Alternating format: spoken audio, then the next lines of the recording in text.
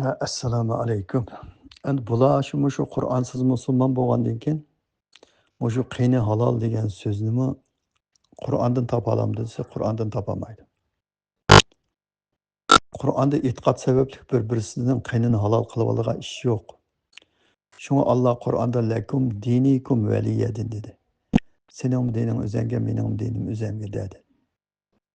Agar bir jamiyatning tinchligini buzsa,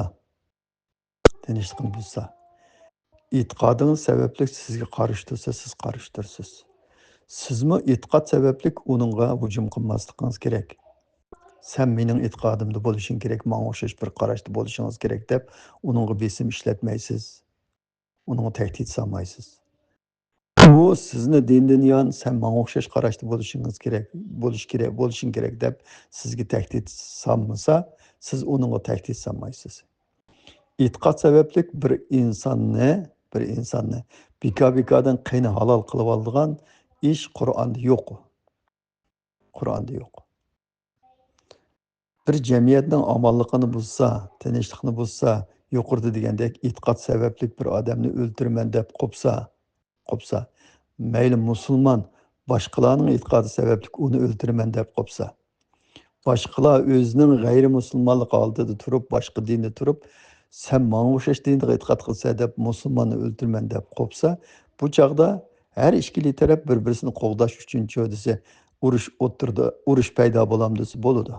Bir-birini o'ltirish shu chog'da shakllandi, o'ltirish paydo bo'lamdi desa bo'ladi. Lekin tinch sharoit ostida bir odam bu dinga e'tiqod qilamdi, qilmamdi, Allohni inkor qilamdi, qilmamdi, payg'ambarni inkor qilamdi. Allohni inkor qilgan odam u payg'ambarni albatta inkor qiladi. Allohni inkor qilgan odam Qur'onni Allohning kitobi deb qaramaydi. Lekin Allohga ishongan, Qur'onni Allohning kitobi deb qaragan odam hech qachonda payg'ambarni bu dindan siqib chiqarib o'tmaydi. Payg'ambarsiz bir musulmonlikmi bo'lmaydi. U Muhammad alayhissalomni e'tirof qilmayman, men Qur'onni e'tirof qilaman desa, u odam qanday musulmon bo'ladi? Qur'on kimga kelgan? Kimga vahiy qilingan? Muhammad alayhissalomga vahiy qilingan. Qur'onni Muhammad alayhissalom yetkazgan. Uning elchiligini e'tirof qilish bilan birga uning dinini shu Qur'ondan izlaymiz. Uning elchiligini uni elchi deb tanladim, oxirgi payg'ambar qildim deb Alloh da'vosa, Muhammad alayhissalomni oradan chiqarib etib, uning bilan mening ishim yo'q desa, u Allohning da'vatgan elchi, Alloh mening elchim va oxirgi payg'ambarim da'vatgan oyatni inkor qilgan odam bo'ladi. Demak, Muhammad alayhissalomni Qur'ondan ayirib etishga bo'lmaydi. O'tganda Ibrohim domollam degandek, Qur'onni moyoqdan salsa, oyoqdan Muhammad alayhissalom chiqish kerak. Moyoqdan Muhammad alayhissalom salsa, matrabdan Qur'on chiqish kerak. Muhammad alayhissalom mana shundoq bir Qur'onga amal qilgan kishi. Buni ayirib qarashga bo'lmaydi.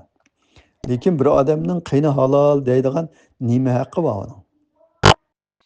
Agar qiyni halol bo'lsa, birsini bir o'ltirib Allohning mukofotiga erishmoqchi bo'lsang, intayin qiyni halol bir insonlar bog'i ashadi. Masalan, bizning zaminimizni bosgan Xitoy. Bizning zaminimizni besib turib. Ya biz ularga hech nima qilmadik deyotgan Xitoyning nurg'un ashu ashada nurg'un yuqur odatga fuqarosi emas, yuqur odamlar bor. Ashu Turkiya davlatigimi bizni yomon ko'rsatayotgan, bizga hech nima qilmadik deyotgan, bir tarafdan terrorchi deyotgan va bularga hech nima qilmadik deyotgan yuqur qatlamdagi Xitoylar bor. Bak odam o'ltirmoqchi bo'lgan bo'lsang, shuni o'ltirib bir jannatga kira yoki bo'lmasa jannatga kirmasam Turkiyaning turmasiga kirib yota.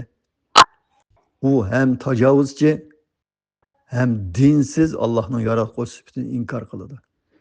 Bika-bikadan qo'pib bir odam bir masalaga sanga o'xshash qaramasa, uning qiyni halol deydiganga qo'pollar qilib aytib, onangning haqqi bormi? Onangning haqqi bormi sening qiyni halol deydiganga? Nereden tapdın sen? Muşu dindin tapqan bo'lsang sen uni, bu dinda undan narsa yo'q. Bu dinga Allohga va Allohning rasuliga tuhmat qilayotganing seninki. Tuhmat qilayotganing. Demak, muşu din islom dinida men deb turib, ashundaq hukmni chiqarib, dinga sana o'xshash qaramagan yoki e'tiqod qilmagan odamni tinch sharoit ostida uning qini halol men o'ltiraman desang, sen bu islom dinida emas. Islom dini unda bir narsani o'ttirib qo'ymaydi.